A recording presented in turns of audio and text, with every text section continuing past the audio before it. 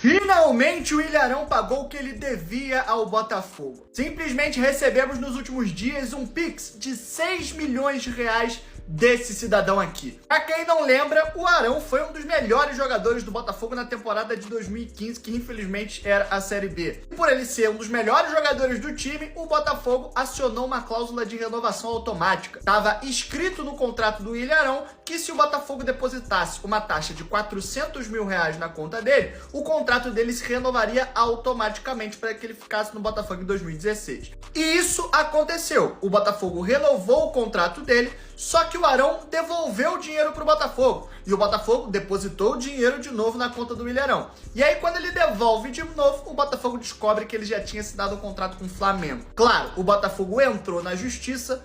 Curiosamente, o Botafogo perdeu em todas as instâncias do Rio de Janeiro, mas quando o Botafogo recorreu na Justiça de Brasília, o Botafogo conseguiu vencer o caso, só que o Arão protelou e entrou com todos os recursos e recorreu de todas as maneiras que ele conseguia e demorou simplesmente 10 anos para que o cidadão pagasse toda a dívida que ele tinha com o Botafogo. Na época, ele tinha sido condenado a pagar 4 milhões de reais de multa por conta dessa quebra contratual unilateral. Só que, como eu disse, como ele está há quase 10 anos tentando recorrer na justiça, esse valor foi corrigido e no final, ao invés de pagar 4 milhões, ele teve que pagar ali 6 milhões e alguma coisa, dinheiro esse que não vai para o futebol do Botafogo e nem para a conta do John Textor. Como esse é um processo do associativo, todo o dinheiro do Botafogo, todo esse dinheiro do Arão, na verdade, vai para o Clube Botafogo hoje, presidido pelo João Paulo. Talvez com esse dinheiro ele consiga resolver todos os problemas lá do Remo, que está numa situação extremamente precária e a gente precisa falar sobre isso. Mas enfim,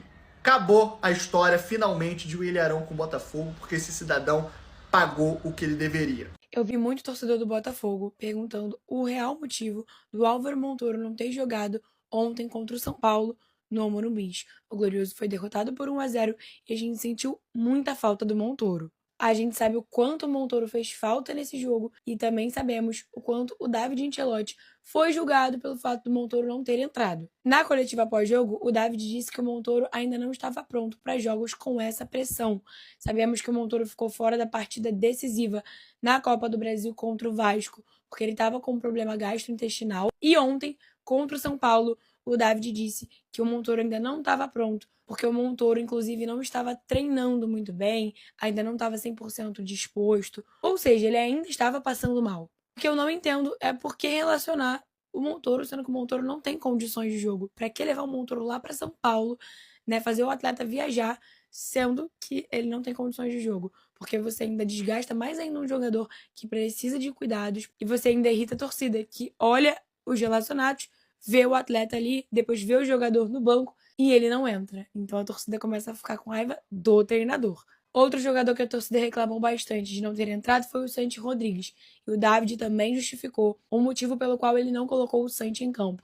E disse que o atleta tem um problema de gripe. Sendo assim, o David disse que escalou 3 volantes contra o São Paulo, pois faltavam ponta direita. E a verdade é que o David, ele vem errando em algumas escalações, sim. Ele vem errando na escalação de alguns jogos, sim. Tem jogo que ele acerta muito, como acertou contra o Bragantino, que foi um time que deu muito certo ali. E tem jogos que, de fato, ele vem errando na escalação. Mas também vem contando com muitos desfalques, como no jogo contra o Vasco, que não pôde contar com vários jogadores mega importantes, como o Montoro. E contra o São Paulo, o David foi muito julgado, de fato, por ter entrado com 3 volantes. Porém, a gente não sabia que, além dos desfalques, ele não tinha peças para colocar. E aí tá o erro de planejamento mais uma vez. Faltam peças. O ano está quase acabando e o Botafogo ainda precisa de reforços. Mas não tirando o peso de algumas escolhas erradas do David. O David realmente vem errando em algumas escalações e às vezes ele erra na escalação e na hora de substituir parece que ele tá ainda mais perdido e não consegue encontrar um jeito do Botafogo jogar bem. Mas agora eu quero saber de você, torcedor alvinegro, o que vem achando do David Ancelotti no comando do Botafogo. O estagiário treinador do Botafogo, ou David Ancelotti, como vocês quiserem chamar, falou que não botou o Montoro em campo contra o São Paulo porque ele não tinha intensidade para esse tipo de jogo. Cada notícia é pior do que a outra, impressionante. Então deixa eu ver se eu entendi. O Montoro não tem intensidade nenhuma para jogar contra os reservas do São Paulo, porque o São Paulo tem Libertadores contra a LDU, que eliminou o Botafogo do David Ancelotti. Agora o Tuco Correia é o jogador mais intenso do mundo. Ele entra em todos os jogos, 17 jogos, nenhum gol, nenhuma assistência e entra todo jogo. Esse aí tem intensidade para todos os jogos. E olha que eu nem acho que o Montoro vai sair do banco e resolver todos os problemas do Botafogo, não. O problema do Botafogo é estrutural. A estrutura e planejamento pro ano de 2025 foi ridículo.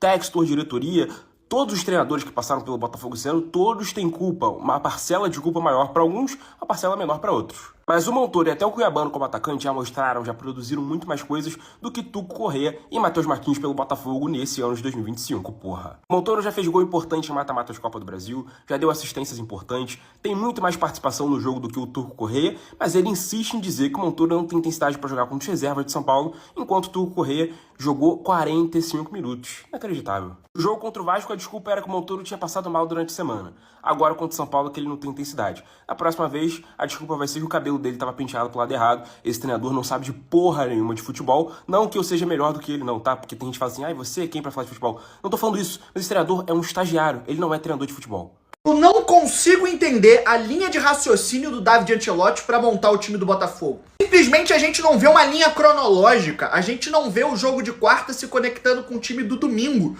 Todo jogo uma nova formação, todo jogo mudam os atletas que entram em campo. Que horas esse time vai ter sequência para ele poder evoluir? Simplesmente você monta um plano de jogo pro domingo, e na segunda-feira, ao invés de você aprimorar aquilo que deu errado no jogo de domingo pro jogo de quarta-feira, e assim aos poucos você ir construindo o seu time ao ponto de não precisar mais aprimorar mais, não, simplesmente você treina quinta, sexta, sábado, joga domingo e tudo que você trabalhou, foda-se, na segunda-feira é um novo trabalho, é uma nova ideia de jogo, é uma nova escalação. Primeiro, como é que se constrói um time assim? E segundo, qual é a lógica para decisões que ele toma? Porque vamos lá, rapaziada, o Alan fica 2 meses sem jogar, 1 mês e meio sem jogar e aparece do nada no time titular. O Danilo, eu não sei até agora para que ele foi contratado. Foi para jogar de 5? Foi para jogar de 8? Foi para jogar na direita igual ele jogou hoje? Foi para jogar de 10 igual ele já jogou? Não consigo entender exatamente para que o Ancelotti tem ele no elenco, assim, qual é a ideia para usar o Danilo? Vai jogar onde? Porque cada semana é um lugar. E aí você tem, por exemplo, o Santiago Rodrigues, que só fazia merda e entrava todo jogo. Aí, finalmente, Santiago Rodrigues faz 2 jogos muito bons, inclusive contra o Bragantino, um dos melhores do time. Aí, beleza. Agora que você tá numa fase boa, Santi, você não vai mais jogar, não. Você só jogava todo jogo quando você tava na merda. Enquanto isso, o Tuco Corrêa. O que é o Tuco Corrêa? Qual é a justificativa para você ter Santi numa boa fase,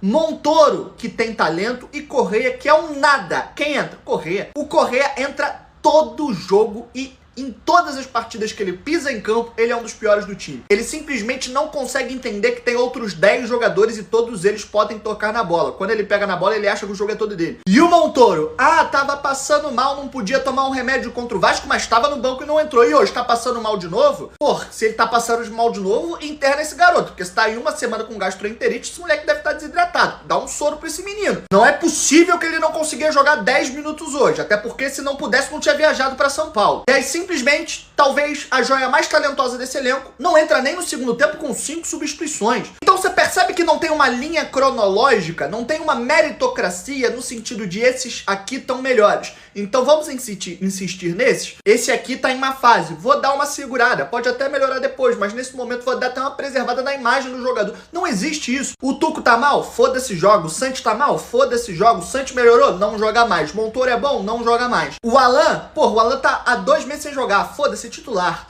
Simplesmente não dá pra entender. Não tem como avaliar o trabalho dele porque eu não consigo nem enxergar trabalho, pô.